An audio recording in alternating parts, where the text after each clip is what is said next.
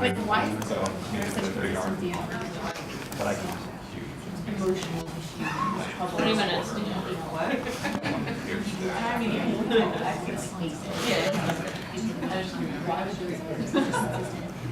All right. Hi, everybody. Thank you very much for giving me the opportunity to speak. I'm going to talk to you today about the Whole Brain Project, which makes up a good portion of the research that I've done here as a student at UC San Diego, but also incorporates the work of a lot of other people. This is going to be a talk that is as much about the process of how we deal with data in neuroscience as it is about the science of neuroscience. So I entreat you to open your mind to something that may be a little bit different from the format that you're used to in this series. I want to talk to you a little bit about the project of trying to reverse engineer the brain and understand how it works from the mechanisms that are at work at the smallest scale and at the largest scale. We understand that reverse engineering is something that we do when we don't understand the mechanisms of how something works, and we want to unpack them, and we want to represent them in a way that gives us greater insight into that. So what we'd really like to do is to be able to take the systems that we're studying in the brain, and we'd like to turn them into individual components that have some explanation of how they fit together. I think you'll find that this is something that we do in science, whether it's explicitly representing those individual components in a computer, or whether it's just bringing them into the space of concepts so that we can communicate them in papers. What we'd really like to do is to be able to provide then some sort of a framework of those parts, to be able to take those parts and pieces and snap them together. And then we'd really like to assemble them back together into a picture that we can all understand. And so what I'm going to talk to you today about is about a process of you taking advantage of computational technologies to do that, and to go through that process so that when we do have a division of the parts and pieces of the systems that we're talking about, that we have a formalized way to bring them back together in order to increase our understanding and let computers help us increase that understanding.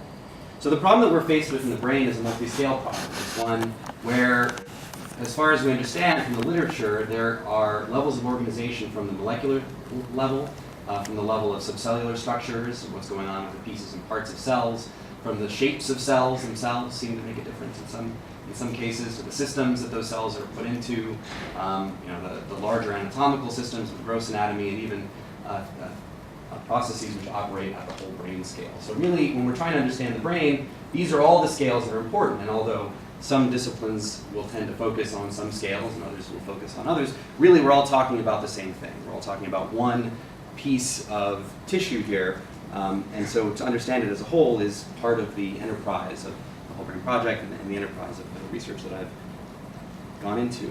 So what we realize is that we have problems in trying to understand the brain at this level because there's so much complexity. So a diagram like this of the basal ganglia tries to take pieces and parts of the brain, such as thalamus and putamen and substantia nigra, and tries to make an understanding of how those pieces and parts are connected through the use of arrows.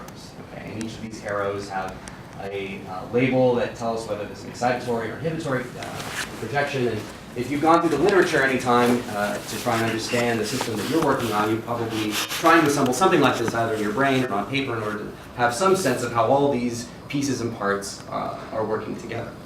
As we try to understand the brain even further, to get cells in there, we might draw a diagram like this, which is also looking at the basal ganglia, but trying to look at it from the perspective of the cell types that are involved in the different systems. And in this particular diagram, circles like this represent references, so there's actually numbers in those circles, and they represent a paper which describes the cellular connection between one brain region and another.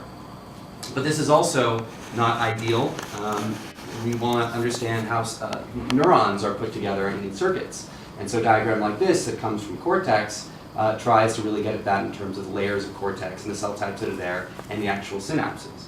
So what I've shown you are examples where we are trying to use diagrams, we're trying to summarize the data that exists in the brain. None of them are perfect, and none of them are really giving us what we want, and all of them have limitations because they're all focusing on separate scales. And yet what we have to deal with, the problem is that there's one set of tissue, and really none of those representations really capture all of it. So I think it's important that we think about this kind of synthesis because it's been very important in science in the past. And so I put up this picture of Watson and Crick building a physical model of the DNA molecule in order to help them understand how it was put together. And so in fact, the building of this physical model in physical 3D space helped them because they were able to understand something about the constraints of how atoms would form together into molecules in order to see the big picture of the DNA molecule. And this is something that we can do today, I think, even better inside of computers. So what would be sort of the ultimate goal of this? Well, I like to think in sort of visionary terms and 20 years down the road. And I like just to get you to think about what would it take for us to really understand a complete organism? Well, maybe we're not going to be able to do that with the mouse or the human anytime soon, but what about something which we supposedly know a lot about? No, that was not okay. Supposedly know a lot about, which is the C. elegans, right?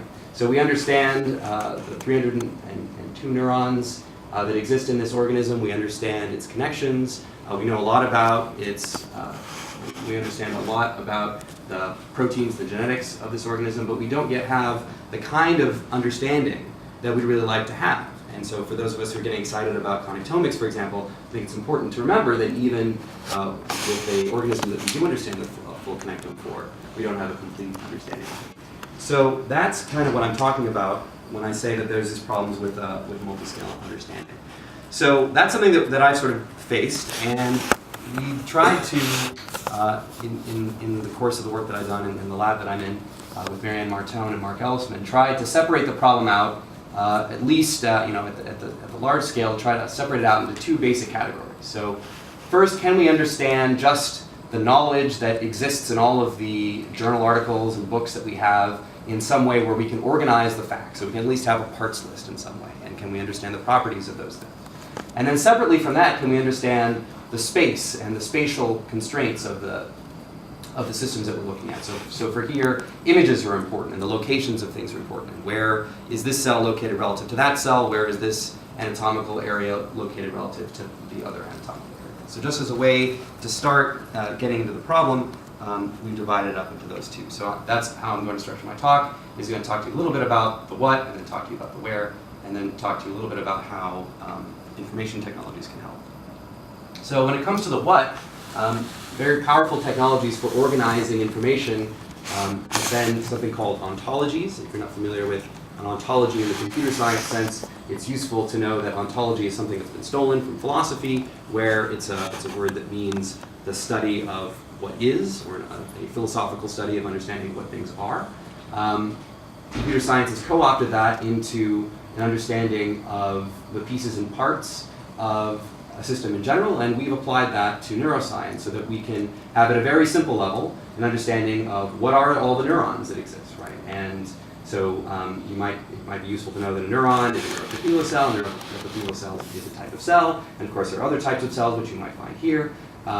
But this is a beginning of a way to be able to teach a computer what we already understand of what are the types of neurons that are out there. And that's important because while each of us individually in our domains understand what the cells are that we're working with and their properties, we collectively inside neuroscience may not know that, and having computers being able to sort that out for us is very useful.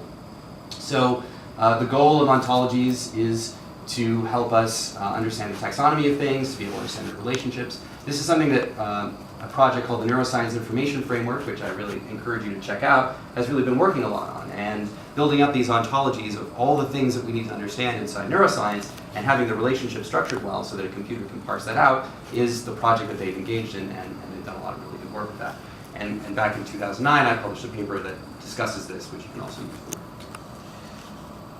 So we can build this out a bit further, not just understanding what those things are, but also the relationships between them. So an example of going across scales just with logical facts is this here, where we understand the cerebellar Purkinje neuron. It has different parts. It has a dendrite, it has a soma, it has an axon, and we want to label those different pieces and parts with those things that we know about. So we'd like to know that the axon sits in the cerebellum granule cell layer, whereas the dendrites sit in the molecular layer.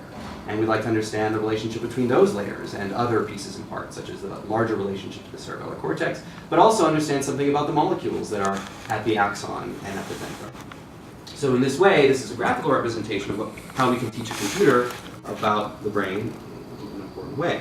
So what's the value of this? Well, back in 2009, Larry Swanson, the eminent neuroanatomist, called in his keynote lecture for a catalog for the brain, a parts catalog for the brain. That's essentially what he was asking for.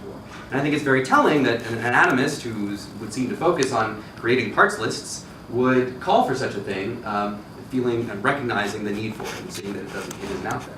So what's the value of that? What could we get out of that? Well, being able to allow the broader neuroscience community to, say, browse through the different pieces and parts of cerebellum so that they could investigate all the different lobes very easily and very rapidly would be something that's important. Being able to collect together the projections that are coming into the cerebellum or going out of, and then collecting the neurons that are in the cerebellum. These are just some examples of things that we'd want to have out of an ideal parts list.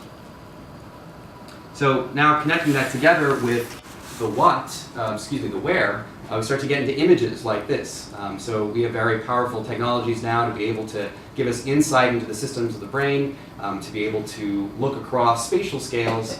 An example such as this, looking at dentate gyrus granule cells that have been highlighted with GFP.